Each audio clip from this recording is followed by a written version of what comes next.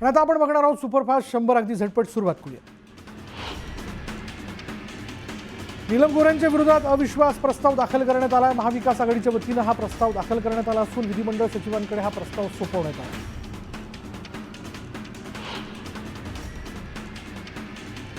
दापोली विधानसभा मतदारसंघातील उद्धव गटाचे माजी आमदार संजय कदम शिवसेनेच्या वाटेवर असल्याचं कळतंय. शिवसेनेचे नेते रामदास कदम आणि संजय कदम यांच्या मुंबईतील बैठकीत पक्षांतराची भूमिका ठरल्याची माहिती आहे. उपमुख्यमंत्री एकनाथ शिंदे यांच्या उपस्थितीत हा पक्षप्रवेश सोहळा पार पडणार आहे. शिवसेनेनंतर आता राष्ट्रवादीनेही जिल्हा संपर्क मंत्र्यांची नेमणूक केली आहे. सोलापूर जिल्हा संपर्क मंत्री म्हणून उपमुख्यमंत्री अजित पवार यांनी स्वतःकडे जबाबदारी घेतली. आगामी जिल्हा परिषद आणि सोलापूर महानगरपालिका निवडणुकीकडे अजित पवार स्वतः लक्ष देणार आहेत. औरंगजेबाचं उदात्तीकरण अबू आझमींना भोवलंय. अबू आझमींच्या निलंबनाचा ठराव एकमताने मंजूर करण्यात आला. अधिवेशन संपेपर्यंत अबू आझमींचं निलंबन करण्यात आलं. शिवरायांचा अवमान आम्ही सहन करणार नाही. अबू आझमींना 100% जेलमध्ये टाकणार असं देवेंद्र फडणवीस म्हणाले. सरकारने अबू आझमींना अधिवेशनातून बाहेर काढण्याचं काम केलंय. आता संभाजीनगरमधील औरंगजेबाची कबर लवकरात लवकर उघडून महाराष्ट्रातून बाहेर फेकली पाहिजे अशी मागणी नवनीत राणांनी केली आहे. विधान परिषदेत विरोधकांचा अंबादास दानवेंनी कोरटकरांचा मुद्दा लावून धरल्यानंतर थेट मुख्यमंत्र्यांनी उत्तर दिलं. पंडित नेहरू यांनी शिवरायांवर आक्षेपार्ह लिखाण केलं होतं.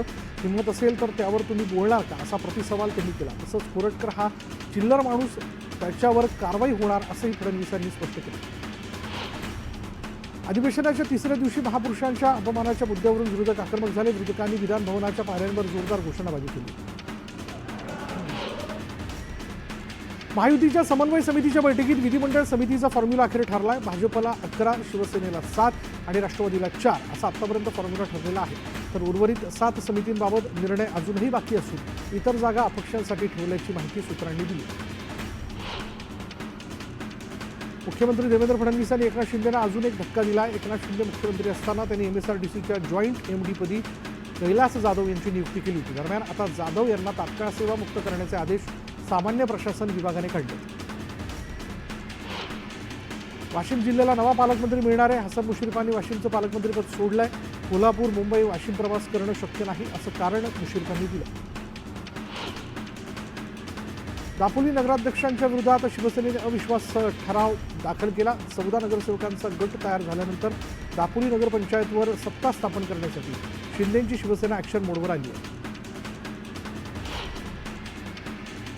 अक्षय शिंदे बनावट एन्काउंटर प्रकरणी पोलिसांवर गुन्हा दाखल करणार की नाही असा खडा सवाल सरकारी वकिलांना हायकोर्टाने विचारला आणि या संदर्भातील पुढील सुनावणी 10 मार्चपर्यंत तहकूब करण्यात आली आहे. ठाणे सत्र न्यायालयानं दिलेल्या आदेशाला राज्य सरकारकडून हायकोर्टात आव्हान देण्यात आलं असून पोलिसांवर गुन्हा दाखल न करण्यावर सरकार ठाम.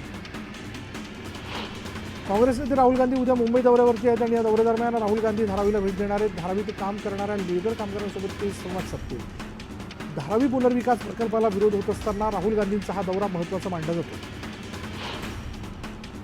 गडचिरोली जिल्ह्यात माओवादी संघटनेत सक्रिय असलेल्या एका जवानासह माजी सभापतीच्या तसंच एकूण 5 ते प्रमुख आरोपी असलेल्या 2 जहाल माओवाद्यांना अटक करण्यात आली. गडचिरोली पोलीस आणि CRPF यांचं संयुक्त अभियान सुरू असताना जंगलात 2 संशयित इसम सापडले आणि त्यांची चौकशी केली असता हे दोघे जहाल माओवादी असल्याचं समोर आलं. रत्नागिरीच्या खेडमधील जगबुडी नदीत महाकाय मगरीचं दर्शन होतंय. जगबुडी नदीतून काढलेल्या गाळाच्या ढिगाऱ्यावर महाकाय मगरींनी कब्जा केल्याचं दिसून आलं.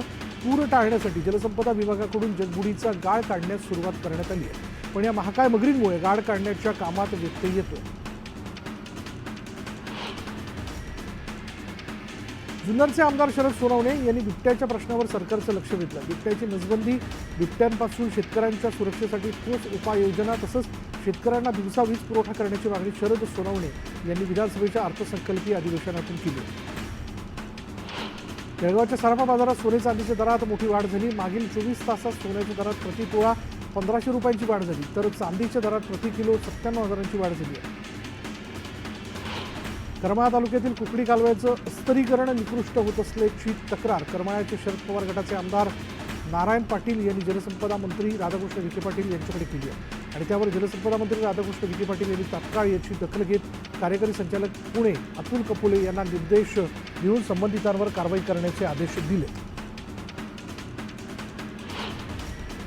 मंत्री माणिकराव कोकाटेंच्या शिक्षेला स्थगिती देण्यात आलेली आहे आणि नाशिक सत्र न्यायालयानं माणिकराव कोकाटेंना मोठा दिलासा दिला. महसूल मंत्री चंद्रशेखर बावनकुळे यांनी मोठा निर्णय घेतला. सर्व प्रकारच्या प्रतिज्ञापत्रासाठी जोडावं लागणारं 500 रुपयांचं मुद्रांक शुल्क माफ करण्यात आलं. त्यामुळे लाखो विद्यार्थ्यांसह कोट्यवधी नागरिकांना दिलासा मिळाला. मुंबईत पहिल्यांदाच देशी खेळांसाठी मैदान आरक्षित होणार आहे. कॅबिनेट मंत्री मंगलप्रभात लोढा यांनी हा महत्त्वाचा निर्णय घेतला. केंद्रीय मंत्री प्रतापराव जाधव यांनी पुणे बलात्कार प्रकरणाचा निषेध नोंदवला. अशा अमानवी घटनांना आळा बसला पाहिजे. या प्रकरणातील दोषींवर कडक कारवाई झाली पाहिजे अशी प्रतिक्रिया प्रतापराव जाधवांनी दिली. स्वारगेट प्रकरणानंतर सांगली आगारामध्ये काही शिवशाही बस पडून असल्याची बातमी न्यूज 18 लोकमतनं दाखवली होती. तर या बातमीची दखल घेत एसटी महामंडळाने शिवशाही बस हलवायला सुरुवात केली. एकूण 11 शिवशाही बसेस आणि एक खाजगी बस अशा 12 बस भंगार अवस्थेत पडून होत्या. पुण्यात मद्यधुंद PMPML बस चालकाने तरुणाला उडवलं आणि या अपघातात तरुणाच्या डोक्याला गंभीर मार बसलाय. वाघोलीकडे जात असताना हा अपघात झाला. पुण्याच्या जंगली महाराज रस्त्यावर PMPL बस अचानक बंद पडल्यानं गोंधळ उडाला आणि यावेळी पोलिसांवर या बसला धक्का देण्याची वेळ आली. नागरिक आणि पोलिसांच्या मदतीने बस पुन्हा सुरू करण्यात आली. चेंबूरच्या कलेक्टर कॉलनीत भीषण आग लागली आणि निर्माणाधीन इमारतीमध्ये लागलेल्या आगीचं कारण अद्याप अस्पष्ट आहे. दरम्यान या आगीवर नियंत्रण मिळवण्यात यश आलं.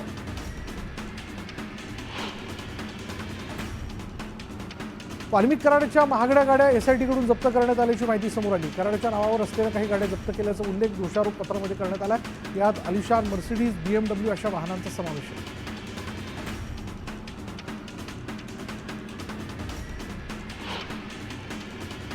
आता वेळ झाली का ब्रेकची. ब्रेक घेऊयात. पहा फक्त न्यूज 18 लोकमत.